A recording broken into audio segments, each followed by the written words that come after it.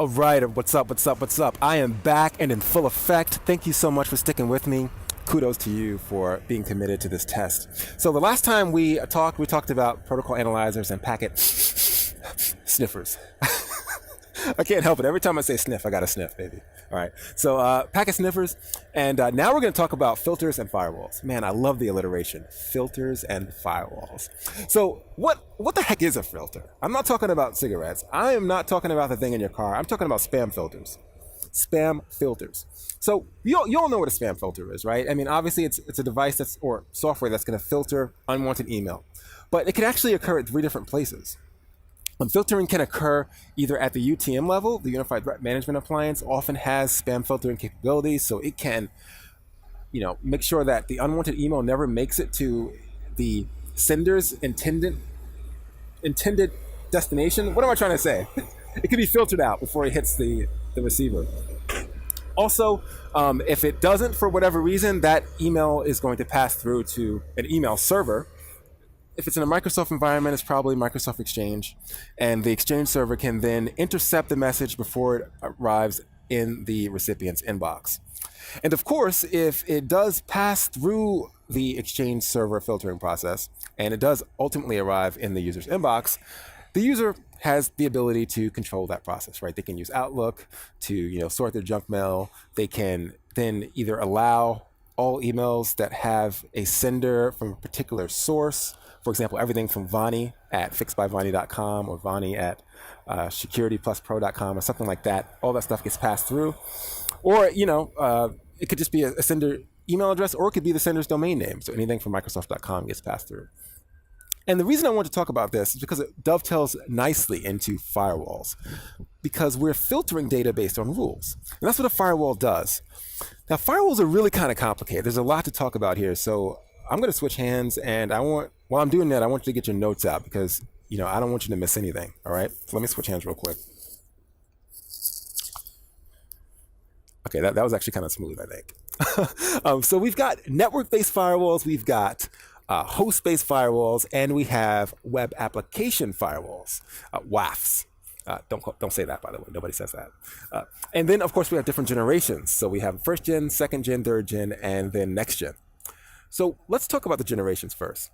A first generation firewall is the most basic and rudimentary kind of device ever made. It's a packet filtering firewall. It filters data based on access control list rules. And it's stateless, meaning it does not maintain state, meaning it cannot track established conversations. It doesn't know if a particular network stream is related or connected to a previous network stream. It just treats everyone as distinct and separate. So that's pretty much how that works. Now, when you go to the second generation firewalls, now we are talking about something completely different. We're looking at stateful packet filtering. And so you are now tracking conversations. You can see that maybe an inbound host initiated communication with a destination source, with a destination source. That makes no sense. It's like saying a square circle. So you can see that this inbound host initiated communication with this website, and the website responded with some data. The firewall isn't going to block the response data because it can see it's connected to the initial request. And it does that through a whole bunch of wizardry. It looks at the TCP sequence numbers. It looks at the acknowledgements. It looks at ports and that sort of thing. It tracks the conversation. So it's a little more intelligent than the first gen, but it's still not quite where we need to be. Third generation firewalls, also known as application layer firewalls, ALFs, these are cooler, right? Because now you can track everything from layer 1 up to layer 7. You're looking at the entire TCP IP stack. So we can look at the application layer, we can look in the packets, and we can filter that way. Now, if you're not sure what I'm talking about when I'm saying layers, make sure you go back and you look at my video on the OSI reference model, because that is going to help you. I promise you it's not boring. You're going to learn a lot, and it's really short. Okay, so if you haven't done that, go back and do it now. And then, of course, you have the NextGen Firewalls. These are the most current brand of firewall out there. You've got like Palo Alto networks. You've got Checkpoint networks. Checkpoint, I don't know if it's called networks, but I just like saying networks. And these two firewalls are next gen because they are able to dynamically adjust blocking rules based on the changing threat landscape. So let's say there's a 0-day, right? Let's say there's a threat that's released and there's currently no signature to protect it. A lot of times, there's a lot of people that are subscribed to these next generation firewalls. They'll report it once they detect it, and then the next generation firewall vendors can then update databases that all their subscribers have access to. And so now everyone has instant protection from it, everyone's happy, and everyone can now eat pizza at lunch. Pepperoni, please, because that's the best. So that's pretty much how those work. Now, let's talk about firewalls in general. What the heck is it? The way I like to think about a firewall is like the thing that separates the engine from the passenger compartment in a car. Let me change my hands again, because again, I am getting tired. Man, I know it's getting annoying. Sorry. Last time I'm going to change it, I promise. So the firewall prevents the fire from reaching the passenger compartment. And that's pretty much what a firewall does. By default, it's not going to allow the fire, that is anything on the outside and the dangerous interwebs, to come into your private network. And it's going to block everything by default. So as an administrator, you're not configuring specific blocking rules. You're configuring specific allow or permission rules. And this kind of dovetails into my next point, firewall rules. So firewall rules are made up of 5 components, usually. Usually there is a permission section, there's a protocol section, there's a source IP, destination IP, and a port. The permission section is, what do you want to do if this rule matches? Do you want to permit the traffic? Do you want to allow it? Or do you want to deny it? Now, by default, all traffic is denied for where there's no match. So, some administrators will intentionally leave off the deny or the drop action because, it's dropped, so there's no reason to put it there. Others will explicitly put it there because they want to log it. They want to see how many times a rule was dropped. And what do I mean by that? Well, the rules are processed sequentially, top down, from top to bottom. And if none of the above rules are matched, the last rule, either the implicit deny all, which is not there, it's invisible, but it'll by default deny everything, is matched, or the explicit deny all is matched. It'll just go ahead and deny everything. So that's the main thing I want you to know here. I know it sounds kind of confusing. It's just that there is an implicit deny all at the bottom of the firewall rule stack. Okay, it's going to block everything by default, and you're just poking holes in that firewall. You're letting the water run through.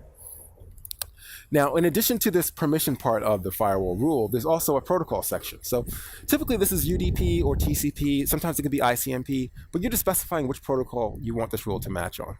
And this is followed by the source IP, which can be a single IP address or a range of IPs. It can be, usually you can have wildcard octets, so you can have like 10.2.1. Star, where star represents any value from 1 to 254 in that last octet.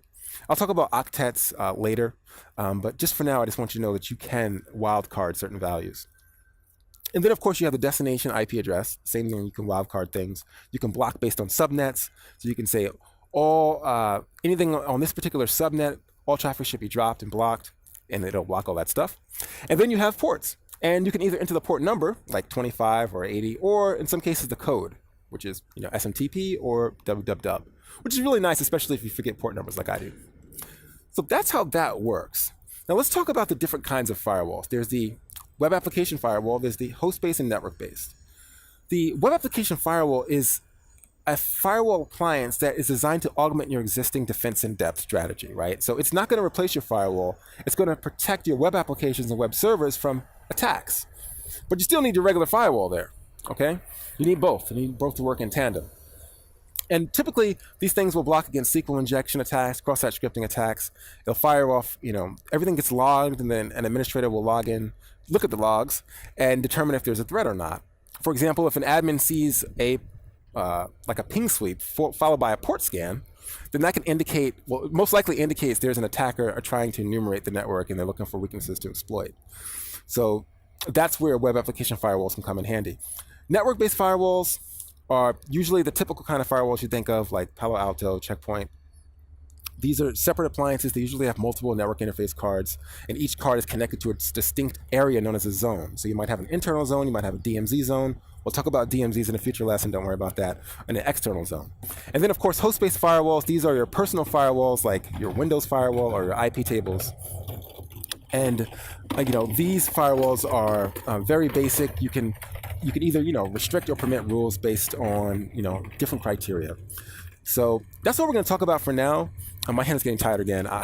I need a tripod, man. I can't afford one. So we are going to talk about VLAN management and network segmentation in the next video lesson. Thanks for watching. Make sure you thumb this video up. Make sure you subscribe, because everyone loves subscribers. And I'm going to make sure you pass this exam, okay? Go through all these videos sequentially. Take notes, and you will achieve a winning score. Okay, I'm giving you everything you need to pass. I've had my Security Plus exam for a long time, and I want you to be a part of that. And also, go ahead and leave a comment, ask any questions down there, and I will see you tomorrow morning, 8 a.m. Central, 8 a.m. Eastern, 7 a.m. Central. Man, I'm messed up. All right, bye.